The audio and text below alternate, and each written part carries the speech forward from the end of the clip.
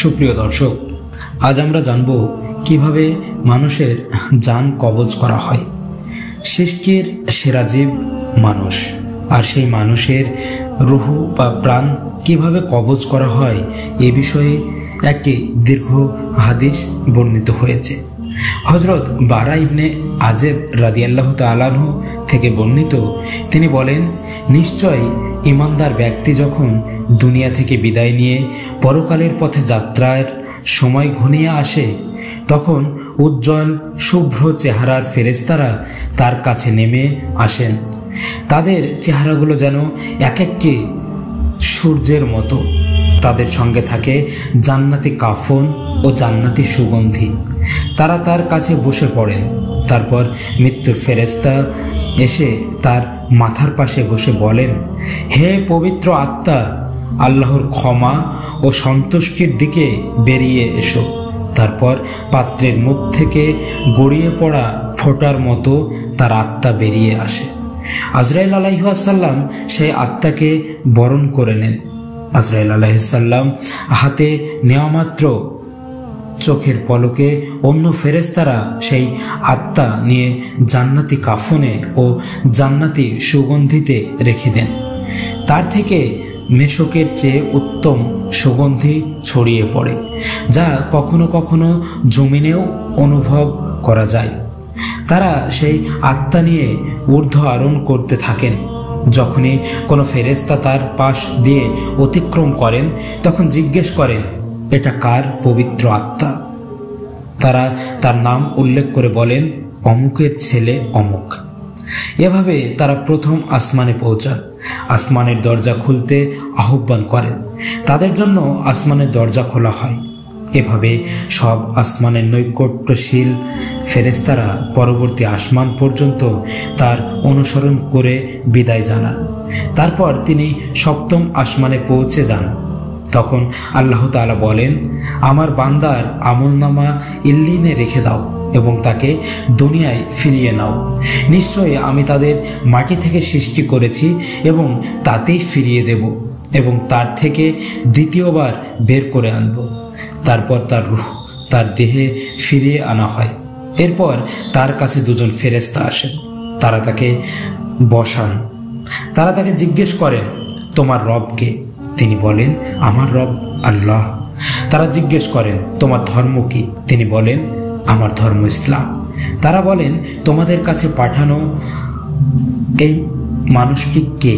তিনি বলেন, তিনি আল্লাহর রাসূল মুহাম্মদ সাল্লাল্লাহু আলাইহি ওয়াসাল্লাম। তারা বলেন, তোমার জ্ঞানের উৎস কি? তিনি বলেন, আমি আল্লাহর কিতাব পড়েছি, তার উপর ঈমান এনেছি এবং তা সত্যায়ন করেছি। তখন আসমানে এক ঘোষক ঘোষণা দেন, আমার বান্দা সত্য বলেছে, তার জন্য জান্নাতের বিছানা বিছিয়ে দাও, তাকে জান্নাতের পোশাক পরিয়ে দাও, জান্নাতের দিকে তার জন্য একটি দরজা খুলে দাও। তখন তার কাছে জান্নাতের সুঘ্রাণ ও সুরভি আসতে থাকে এবং তার দৃষ্টি সীমা পর্যন্ত কবর প্রশস্ত করে দেওয়া হয়। সে সময় একজন সুদর্শন সুন্দর পোশাক পরিহিত ও সুগন্ধিযুক্ত বালক আগমন করে বলে, আনন্দদায়ক সুসংবাদ গ্রহণ করো। এটা সেই দিন যার প্রতিশ্রুতি তোমাকে দেওয়া হয়েছে। তারপর সে বলবে, কে তুমি হে কল্যাণকামী? সে বলবে, আমি তোমার নেক আমল, অর্থাৎ নেক আমল জীবন্ত হয়ে উঠেছে। তারপর সে বলবে, হে আমার রব, কিয়ামত কায়েম করুন, আমি যেন আমার পরিবার ও সম্পদের কাছে ফিরতে পারি।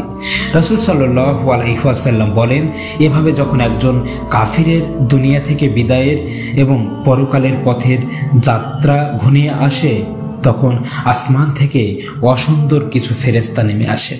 তাদের সঙ্গে থাকে হামানদিস্তা। তারা তার সামনে বসেন।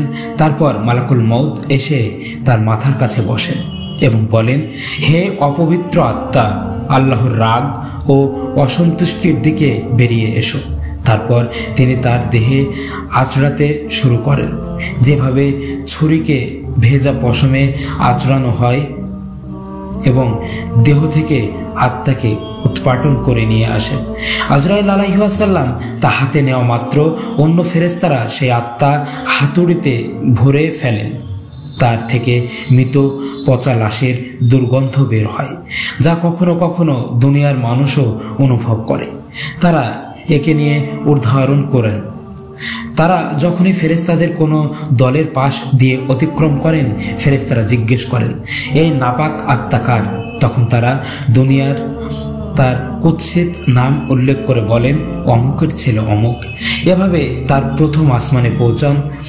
তার জন্য আসমানের দরজা খোলার আহ্বান করা হয়, কিন্তু তার জন্য দরজা খোলা হয় না। তারপর রাসূল সাল্লাল্লাহু আলাইহি ওয়াসাল্লামের এই আয়াত তেলাওয়াত করেন, তাদের জন্য আসমানের দরজাগুলো খোলা হবে না এবং তারা জান্নাতে প্রবেশ করতে পারবে না যতক্ষণ না ছুঁচের ছিদ্র পথে উট প্রবেশ করবে। সূরা আরাফের 40 নম্বর আয়াত। আল্লাহ তখন বলবেন, তার আমলনামা জমিনের সর্বনিম্নে সিজ্জিনে রেখে দাও। তারপর তার রূহ ছুঁড়ে ফেলা হয়।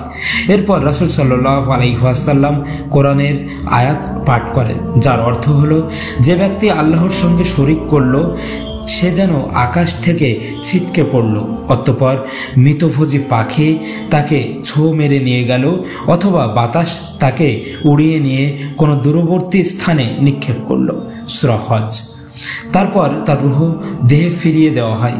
তার কাছেও দুজন ফেরেশতা আসেন। তারা তাকে বসান। তারা তাকে জিজ্ঞেস করেন, তোমার রব কে? সে বলে, হায় আফসোস, আমি জানি না। তারা জিজ্ঞেস করেন, তোমার ধর্ম কি? সে বলে, হায় আফসোস, আমি জানি না। তারা বলেন, তোমাদের কাছে পাঠানো এই মানুষটি সম্পর্কে কি জানো? সে বলে, হায় আফসোস, আমি জানি না। তখন আসমান থেকে একজন ঘোষক বলেন, সে মিথ্যা বলছে, তার জন্য জাহান্নামের বিছানা বিছিয়ে দাও, জাহান্নামের দিকে তার জন্য একটি দরজা খুলে দাও। ফলে তার কাছে জাহান্নামের উত্তাপ ও লোলুত হাওয়া আসতে থাকে। তার কবর এতটা সংকীর্ণ করে দেওয়া হয়, সে যেন এক পাঁজরের হাড়গুলো অন্য পাঁজরে ঢুকে যায়। তার কাছে একজন কুৎসিত চেহারা, দূষিত পোশাক ও দুর্গন্ধযুক্ত এক লোক এসে বলে, দুঃসংবাদ গ্রহণ করো, তোমাকে এই দিনের প্রতিশ্রুতি দেওয়া হয়েছিল।